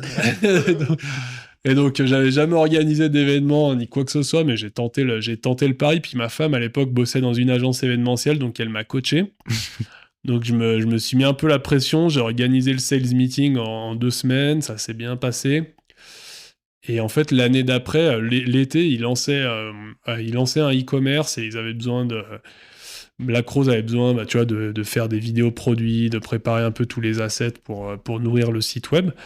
Et donc, ils m'ont proposé de venir bosser en fait tout l'été avec eux. Donc, c'était vraiment le job de rêve, en tout cas pour l'époque. En fait, là, mon rôle s'est pérennisé donc dans un rôle un peu hybride, tu vois, skieur et membre de l'équipe marketing. Et du coup, je suis resté externe pour Black Rose jusqu'en 2021. Et là, j'ai été... c'est longtemps, quoi. Ouais, après, j'ai été internalisé.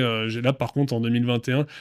En fait, mon contrat de consultant s'arrêtait, mon contrat de skieur finissait également, et on m'a proposé de rejoindre Black Rose comme interne. Un salarié, ouais, on s'est dit. Et du coup, après, parle-nous un peu du job d'athlète manager, on va dire, parce que du coup, comme tu disais, t'as été athlète un peu snob, un peu en mode mon style parle pour moi. Et après, là, t'as l'autre côté, en mode, même à l'époque, je pense que les marques me donnent passer. Et là, t'as l'autre côté où tu vois les budgets que t'as qui sont pas dingues, les athlètes, lesquels pousser, pas pousser. En plus, Black Rose, c'est quand même. C'est pas une marque freestyle, enfin, c'est une marque freestyle, mais dans le sens, c'est rando, freeride. Bah, en fait, mon titre, c'était Sports Marketing Manager. Donc, en fait, il y avait la partie athlète et le programme marketing d'influence faisait quand même. C'était une grosse partie du job, mais pas que. Mais non, c'était. C'est vrai qu'en fait, au début, au tout début, quand j'ai commencé à faire le truc, et en plus, j'étais encore athlète, donc tu vois. Des fois, c'est un petit peu étrange des deux côtés. Des deux côtés. Conflit d'intérêt. Conflit d'intérêt. Alors, heureusement, moi, je négociais pas mon contrat d'athlète avec moi-même. Tu vois, je voyais directement avec allez, 15 000, t'as bien raidé. Mais tu sais, t'as toujours tendance un petit peu à comparer le truc. T'es là, attends, mais celui-là, il veut ça, alors que, tu vois, il est pas si bon. Tu vois, c'est... mais non, j'ai quand même assez bien su faire la part des choses, mais après c'est vrai que je pense que je me suis vraiment amélioré dans ce job une fois que en fait mon expérience de skieur s'est transformée en expérience pure et plus en standard, en étalon, tu vois, où t'es toujours en train de comparer. Ouais, mais t'as fait ton deuil, en fait, t'as fait ton deuil de ta carrière, et à un moment, t'es plus relax avec ça. Comme tu disais, t'as montré, c'est pas Moonshine, celui d'après, où t'étais au sommet, puis après, tu dis, bon, voilà. Ouais, c'est clair, et après, mais même, tu vois, même moi, les 2 dernières années que j'avais de contrat de skieur, j'étais en roue libre. Hein, je pensais pas que t'avais un contrat de skieur jusqu'en 2021, tu vois. Ouais, non, mais en fait, tu vois... Rends l'argent, Flo, rends l'argent, parce qu'il y a 2-3 années... Ouais, franchement, pour tout ce que les marques m'ont pas donné avant, je peux te dire que je vais rien rendre du tout. Non, mais j'étais... après, le contrat était là. Après, je faisais le job... Pour le coup, j'avais une vraie conscience professionnelle, parce que j'avais plus envie, mais je faisais les photoshoots, je faisais les pubs, je faisais des trucs comme ça. Par contre, j'avais plus de projet perso, et j'avais même plus envie de montrer mon ski, parce que je savais que j'étais sur la pente descendante, j'avais plus vraiment un niveau qui me... J'avais plus un niveau dont j'étais fier, et tu vois, pour moi, c'était... Ouais, tu t'es vu vieillir, quoi. C'est que, tu vois, c'est... Non, mais c'est sûr. Tu sais, tu regardes la shot, t'es là, ah ouais, waouh. Tu vois, moi, je voulais pas faire comme Kevin Roland qui pousse. Non, mais moi, tu sais, genre même... tu vois, mon dernier Instagram, il remonte à 4 ans, un truc comme ça, et genre, c'était une petite session side hit à la flégère, tu vois... Ça a été laborieux, hein, tu vois, pour l'édit de 15 secondes, tu vois. Moi, je pense que le dernier projet que j'ai vu, toi, un peu sponsor, c'est avec Nikolai, où il y a un peu de BC sous l'aiguille. Ouais, c'est ça. Et là, effectivement, tu dis, bon, c'est cool ce que tu fais, tu vois. Le projet était pas mal, quoi. C'était pas... Et peut-être une bouteille à la mer pour les jeunes qui nous écoutent, les rares jeunes qui écoutent des podcasts. Toi qui étais team manager, qu'est-ce qui te fait choisir un rider? Comment il vient vers toi? Qu'est-ce qu'il faut faire et pas faire, on va dire, en fait, déjà, bon, il y a le ski, hein, c'est le b.a.-ba, mais c'est quand même la qualité du ski, ça reste la matière première, et, tu vois, ça va être... Je pense que c'est plus facile de transformer un bon skieur en un skieur professionnel qu'un professionnel en bon skieur, quoi. Tu vois, c'est quand même le truc. Et après, il y a la manière dont ils se présentent, dont ils présentent leur ski, tu vois, tu remarques aussi directement s'il y a un cheminement, ou s'ils se voient juste comme skieurs, ou s'ils se voient comme partenaires de leur marque, de leur sponsor, s'ils ont déjà songé un petit peu à comment ils allaient les aider, comment ils allaient faire la promotion de la marque, des produits. Donc ça, c'est bon, tu le remarques assez vite. Et ensuite, ouais, j'aime bien aussi la personnalité, tu vois, le charisme. Quand tu vois que tu es face à des gens qui vivent aussi en dehors du ski, tu vois, Enfin, je suis personne pour juger de qui est cool mais qui ne l'est pas, mais on sent directement, tu vois. Chez Black Rose un petit peu quand même. Dans l'antre des cool par exemple, chez Black Rose, tu vois, on avait un jeune là, Ailo Riponiemi, un Finlandais qui était, tu vois, il avait envoyé une demande de sponsoring, tu vois, il avait rien du tout, il avait 500 followers, un truc comme ça, mais tu vois, je voyais qu'il avait quand même un peu de charisme, tu vois, il skiait plutôt bien, c'était pas une machine de technique, mais tu vois il utilisait vraiment le ski comme moyen d'expression, donc je trouvais ça intéressant. Et après, il était aussi assez impliqué dans la vie, tu vois, dans la communauté en Finlande, là, dans sa petite communauté locale.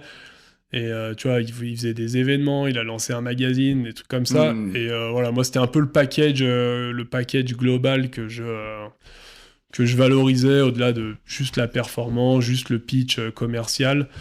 Et voilà, lui, tu sentais que c'est un exemple parmi tant d'autres, mais tu sentais qu'il était connecté, qu'il comprenait la valeur qu'il pouvait avoir pour une marque, pour les autres skieurs, pour la communauté. Et puis ouais, finalement, on a réussi à faire quelques projets assez cool avec lui, donc c'était une bonne pioche. Et est-ce que tu vas dénicher des mecs qui faisaient comme toi, qui attendaient que les marques viennent à eux? Ouais, bien sûr. Mais des fois, ouais, tu déniches. Hein. Il y a quelques années, là, j'avais entendu parler d'un jeune skieur suisse, là, Alex Williams, qu'on m'avait présenté comme le futur, tu vois, niveau Julien Lange en termes de talent brut. Donc je suis allé voir de mes propres yeux, tu vois, j'ai organisé une journée avec lui, j'ai conduit, je suis allé à je sais plus, Ovrona, tu vois, pour skier une journée avec lui.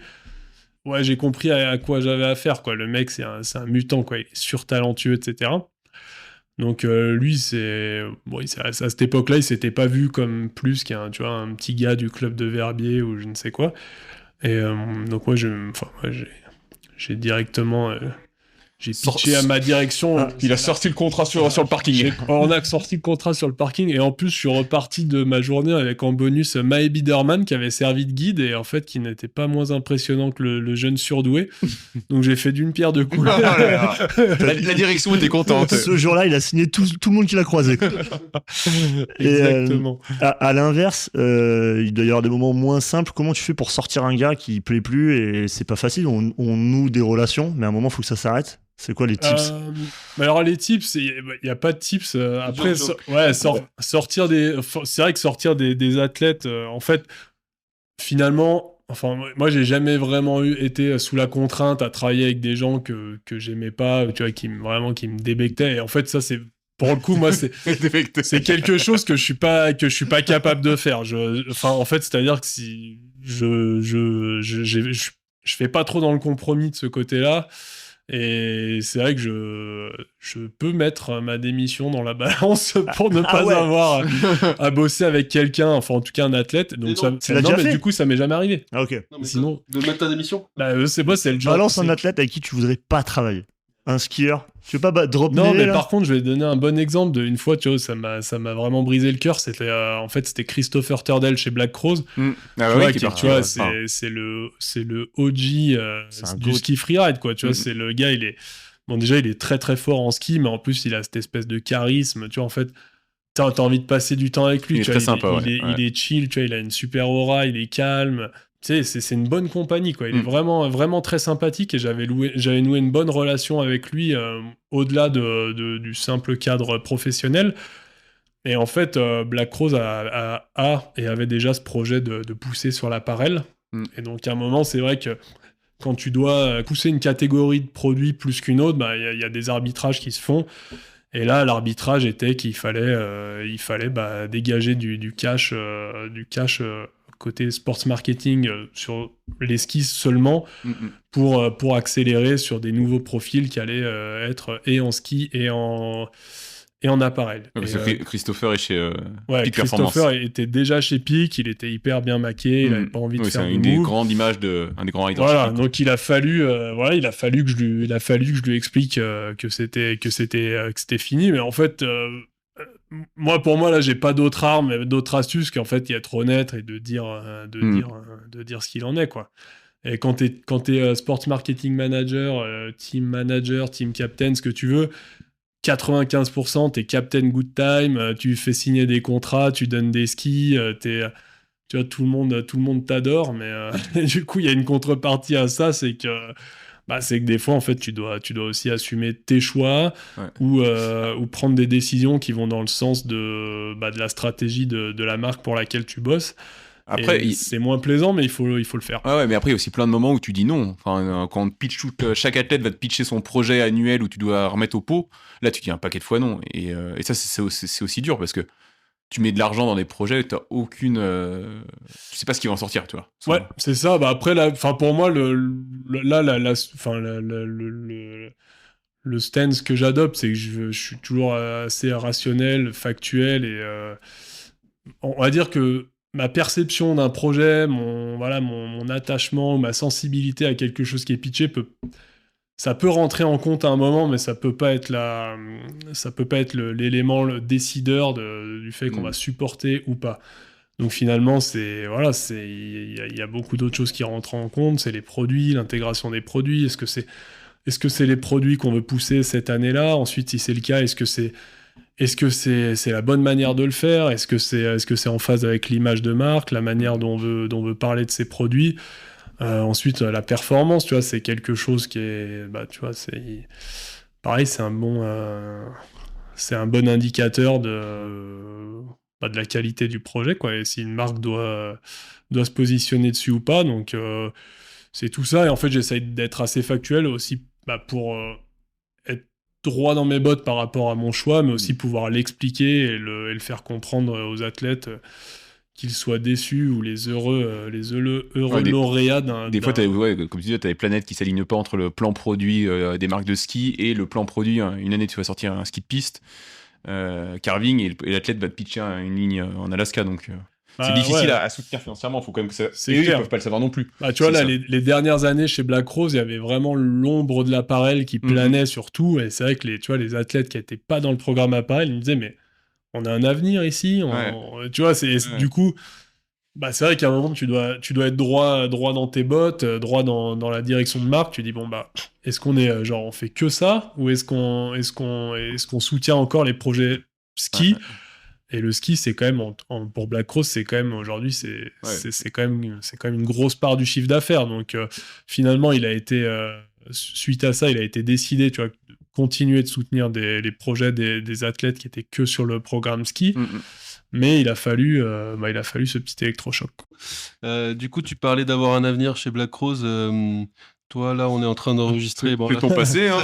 Non, mais ça nous date un peu le podcast, mais tant pis. Je veux dire, c'est aussi un moment de ton histoire et de ta vie et de la vie de Chamonix qui sont intrinsèquement liés. Allez, je pose ma vraie question. Non, mais je veux dire, qu'est-ce qui s'est passé chez Black Rose? Je veux dire, il y a un centre de gravité qui s'est déplacé dans la vallée. Là, tout le monde est sous ce nouveau toit de Zag. Là, comment toi, tu l'as vécu? Ça fait un peu plus d'un mois que t'es devenu brand manager de Zag. On a eu pas mal de questions de la communauté sur ça. Même l'immense majorité, c'est Flobé, toujours chez Black Rose. Flobé, alors comment ça va? Alors Flobé n'est plus chez Black Rose.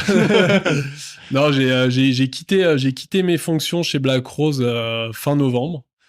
2025. Voilà, vendredi 21, j'ai clock out chez Black Rose, et lundi matin, le 24, j'ai clock in chez Zag.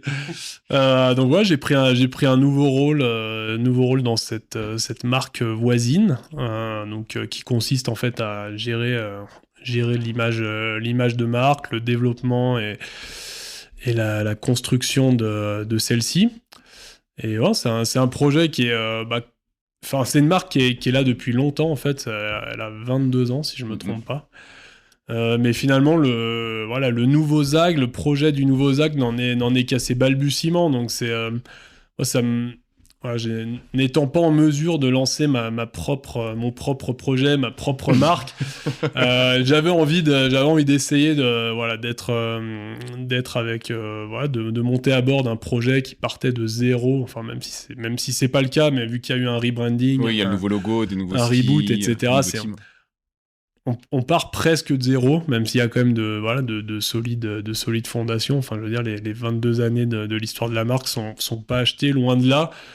Mais il y a une rupture qui veut être opérée, qui s'opère, et voilà, je trouvais ça très intéressant. C'est aussi l'occasion de rejoindre des collaborateurs, des anciens collaborateurs de chez Black Crowes. Ah, t'en retrouves mais aussi quelques-uns. mais aussi des nouvelles personnes, voilà, histoire de pas toujours travailler qu'avec les mêmes personnes et d'être un peu dans un schéma mono. Bon, mais nous fais pas non plus le pitch politiquement correct. Camille Jacot est parti en février, Julien Régnier chef maintenant pour Zag. Enfin, il s'est passé un truc quand même. Non, mais après, moi, je suis pas. Mon départ de Black Crowes n'est pas lié à celui de Camille et Julien. En tout cas, pas directement. Je pense que chacun avait ses raisons de passer à autre chose. Je vous invite à aller faire le il podcast reste politiquement avec eux. correct. Là, il s'est passé. Il est en période d'essai, là. Non, j'ai pas de période d'essai. J'avais pas non plus envie de faire toute ma carrière dans une marque. Je sentais aussi que le moment était venu de faire un move, en fait, pour pas m'enfermer dans ce... j'avais pas envie de devenir monotâche. Et puis, en fait, il y a aussi mine de rien, il y a un plafond de verre, en fait. C'est une super opportunité de pouvoir passer de pro skieur à brand marketing manager, mais quelque part, t'es toujours vu comme un ancien skieur, tu vois. Et en fait, j'avais pas du tout envisagé que la boîte allait se structurer, qu'il allait y avoir des nouvelles personnes qui allaient arriver. Il y a un département ressources humaines qui a été créé. J'ai eu des nouveaux managers. Mon N+1 est parti, etc. Et en fait, finalement, je me suis retrouvé... Du coup, j'ai dû refaire mes preuves à chaque fois. Et en fait, les gens qui avaient placé leur confiance en moi toutes ces années, étaient plus là. Et donc, en fait, là, Là, le plafond de verre, il devient vraiment... il se matérialise, quoi. T'es là, Quand une boîte se staff, comme tu dis, t'es arrivé, vous étiez 3 dans le chalet, à la fin, tu pars, je sais pas, vous êtes maintenant 25, 30. C'est aussi le job est plus segmenté après. Tu vois, tu décides moins de tout, quoi. Ouais, c'est clair. Et puis, tu vois, en fait, même si j'étais... Tu vois, aujourd'hui, le marketing de Black Crowes, là, encore ce qui sort maintenant, tu vois, il y a quand même une grosse partie de toutes les campagnes, etc. C'est moi qui ai orchestré, mais en tant que sports marketing manager. Donc, c'est-à-dire que t'as beau être marketing manager, dans les faits, t'es sports marketing manager. Et pour les gens qui sont dans la boîte, ils savent ce que tu fais. Pour ceux qui voient ça de l'extérieur, ils sont là, c'est le sports marketing. En gros, c'est le team manager, tu vois. Mais le team manager, aujourd'hui, moi, c'est... Tu fais le contenu, tu fais le... en fait, ouais, team manager, moi, c'est plus vraiment ce que je faisais chez Black Crowes. Je m'occupais que des top athlètes. C'était aussi l'occasion de repartir, on va dire, du bon pied dans mon évolution. J'ai eu la chance de pouvoir le faire dans une marque qui a de l'élan, a de l'ambition. Et à Chamonix. Pas trop loin de la maison, même s'il faut conduire un quart d'heure en plus tous les jours. Et surtout avec déjà un dirigeant que j'ai déjà croisé dans ma vie professionnelle, qui croit en moi, qui me laisse quand même les mains libres, qui me challenge, mais qui me donne la liberté dont j'ai besoin. Et voilà, avec un pour le coup, un vrai job title. Peut-être un petit peu, brand director. Brand director, waouh. Celui-là, je l'avais pas demandé, mais... Brand director. Et d'ailleurs, on enregistre aujourd'hui chez Zag. Et merci pour l'accueil, le café. C'est ça. Et le local aussi. Ouais, merci. On passe au... Tu préfères ? Moi, je veux juste revenir sur un sujet avant de conclure avec effectivement les tu préfères. Je veux que tu reviennes sur un moment qui était marrant. Quand à l'Urban Plan 2011, Urban Plan 2011, vous faites Laurent Jamet, c'est ça, elle est là. Et vous vous faites insulter en disant que vous respectez pas, vous êtes des mauvais perdants, vous êtes nazes, etc. Raconte-nous un peu, déjà rappelle-nous ce que c'est l'Urban Plan et rappelle-nous cette édition, c'est incroyable, où vous êtes passé pour des petits gamins. Mauvais perdants, oui, clairement. En fait, l'Urban Plan, c'était un événement c'était un concours vidéo. En fait, ils invitaient, tu formais une équipe c'était soit des marques, soit des collectifs de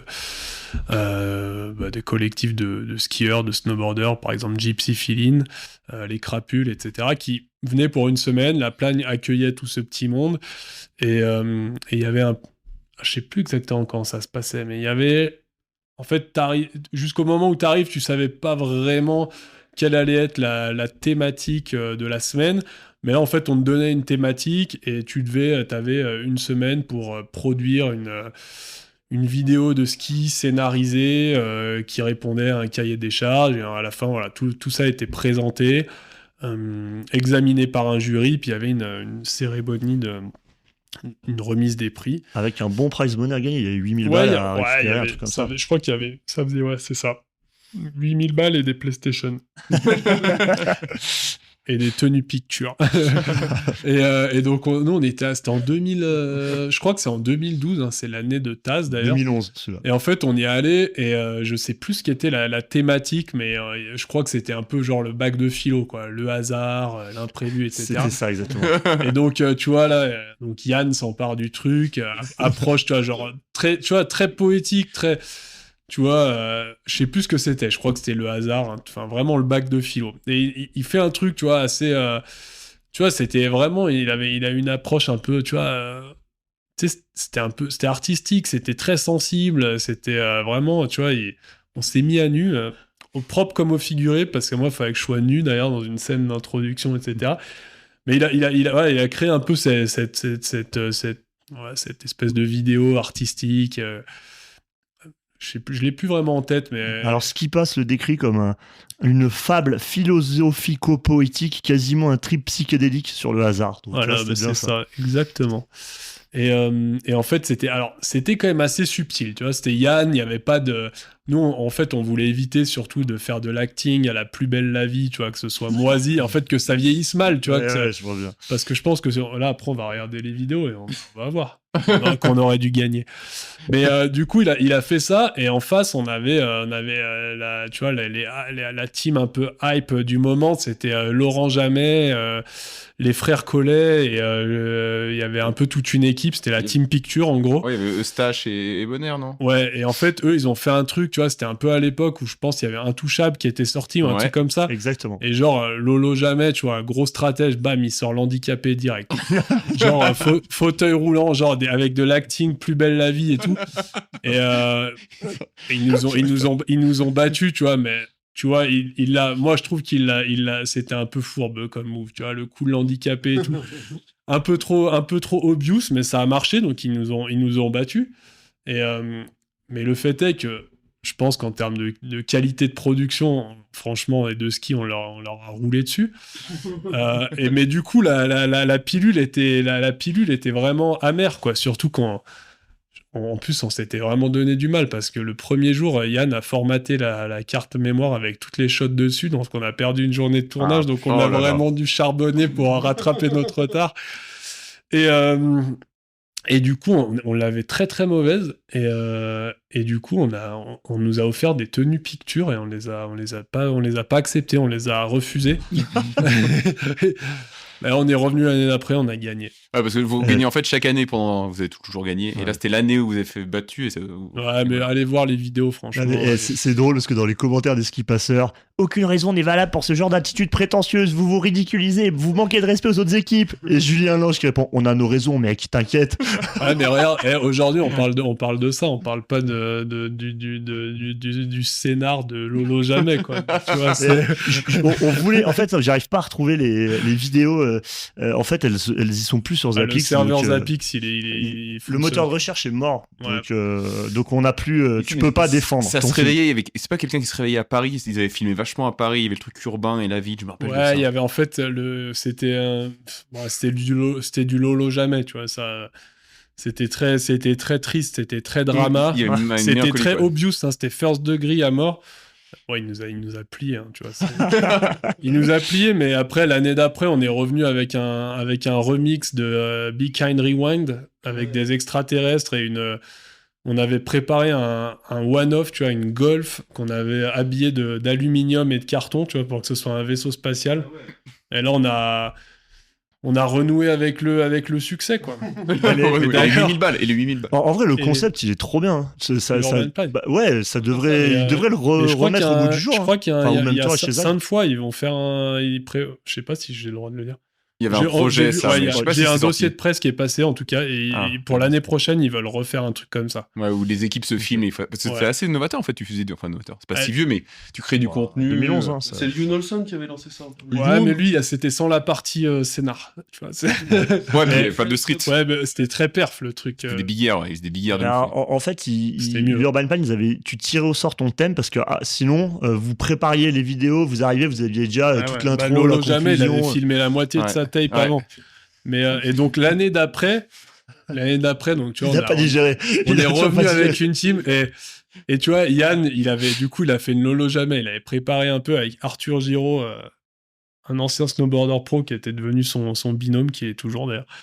Ils avaient planché un peu sur un scénar, tu vois, comme ça, des idées et c'est le multitool qui en fait voilà, en gros, c'est si tu tirais le bon thème, c'était quand même assez large pour couvrir pas mal de thèmes, et au moment où ils ont couvert le thème, genre enfin je sais plus, les orgas, ils ont dit ouais, Gypsy Feeling, je sais plus quel thème, et eux genre ils ont pré-claim. Genre, ils ont commencé à lever les bras. Yes! genre, tu vois, on était là. Genre, là, il y a un statement, quoi. Genre, ils ont annoncé avant le début des hostilités qu'on allait gagner. Bon, finalement, ça l'a fait. Trop bien. Non, mais c'était intéressant de terminer sur cette anecdote. Parce que tu préfères. Allez, tu préfères. Tu préfères Christopher Turdel ou Nikolai Schirmer? Oh. Papa ou maman? Ski ou perso? Bah, allez, les deux. Ouais. En ski. Nico, c'est le frérot quand même. Attends, ski ou non? Ski Turdel. En plus, il a une technique. Aujourd'hui, maintenant, je suis vieux, je dois garder le contact ski-neige, donc je vise vraiment à skier comme un vrai skieur alpin. Et Turdel est injouable de ce côté-là, donc ski Christopher. Mais Nico, c'est le sang. Tignes ou Val d'Isère? Tignes. Julien Lange 2013 ou Julien Lange 2023? 2023. Filmer une part avec André Ragetli ou rider tes vieux corrupts jusqu'à la fin de ta vie? Les corrupts. Ça, c'est corps, tu vois. L'air Gypsy ou l'air Black Crow? Oh. Ah là, c'est très dur. Les deux. Vas-y, tranche un peu, putain, tu fais chier. Zag, le vrai brand marketing, t'aurais dû dire, à l'époque Zag, le meilleur est à venir. Ouais, non, mais on n'est pas sur LinkedIn. Non, en fait, Gypsy Feeling, ça a quand même été, tu vois, Temporary Autonomous Zone, ça a été ça, quoi. Genre 5 ans à faire que ce qu'on voulait, comme on voulait, et à, tu vois, à être en guerre contre le monde entier pour prouver qu'on avait notre place on avait notre place sous le soleil, donc non, c'est, puis voilà, le lien avec tu vois, tous les gars de Gypsy Feeling, c'est un peu des frères, tu vois. On peut ne pas se parler pendant 2 ans, quand on se voit, c'est reparti comme en 40, quoi. T'en as quand même pris aucun chez Black Rose? Aucun chez Black Rose? Ouais. Si, Julien Lange. Ah si, Julien, pardon. Et je l'ai viré aussi. Ça, c'est les vrais frères. Dernière question. Oudou ou Moonshine? Oudou. Ah, allez. Voilà. Bon, et ben on termine là-dessus. Et ben c'est le mot de la fin. Flo, merci. Merci Flo. Merci à vous. Allez, ciao. Merci d'avoir écouté Daily Free Ski Podcast. Pas la peine de te faire chier à mettre des notes, ni t'abonner à notre compte Insta. Va manger tes morts. Génial! Je te remercie! Oh, t'es vraiment un sale petit con, hein! Putain, mais c'est dingue!